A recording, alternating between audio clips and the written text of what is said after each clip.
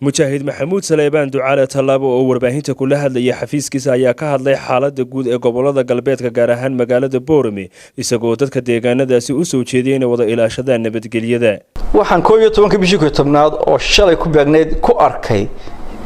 warbaahinta niman qoriyeysita oo la waxaanu nahay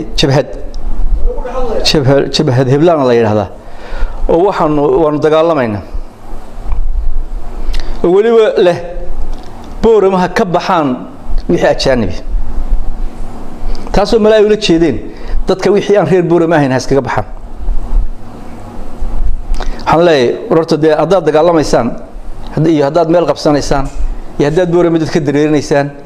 iyo haddaad kharibaysaan iyo haddaad burburinaysaan idinka idin taala xorbaad u jeedin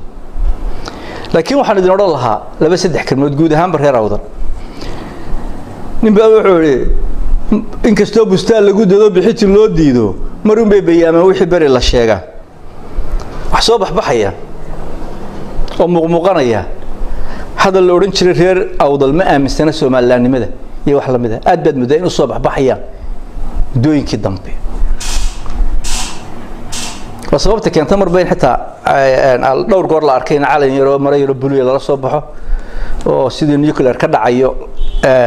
dad ay kala soo baxeen magaalada lagu hanjibo waxaan oran lahaa ama leeyahay warde waa qaldanteen malaha hadda waxaan idin sheegaynaa Soomaaliya dadka kala gooyay waa annaga aan ogolan in la isku daro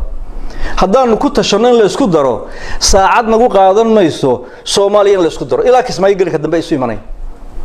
waliba waxaan iyadoo Soomaaliya joogto warqad cad ku qoran karayna inaanu nidhaahno madaxweynaha Soomaaliyeed ama ra'iisul wasaaraha Soomaaliyeed ilaa waligi waan insaaqa oo shuruud ka dhigi karana laga yeeli laakiin cid kale taa yeeli karta ma jirto oo shuruudda maanta Soomaaliya ka qaadanaysa ma jirto annaga ahayn annaga yahay in laga qabqabto oo la yiraahdo war ka daaya oo midnimada Soomaaliya dib isugu noqonaysa ka daaya oo ha ku celinina oo annaga laga maslaxo laakiin annaga lagu bajiyo adar waa arrin waa abdo qalad xisaab qaldan bay isu geysatay cid kasta anaga arinta nagu bajisay mujaahidka oo hadalkiisa sii wata ayaa waxa uu isbarbardhig ugu sameeyay siyaasiyiinta ka soo jeeda magaalada Boorame xagga faa'iidada ugu jirta siyaasad ahaan Somaliland iyo Soomaaliya dadka ka soo jeeda deegaanadaasi Boorame walahan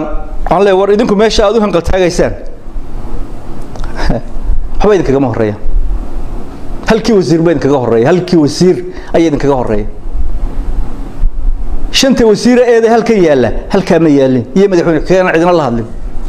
halka ma yaalin tana idin ku badinaysaa annaga naga maslaxa midnimada Soomaalida laakiin annaga hanagu bajinina ma nadleen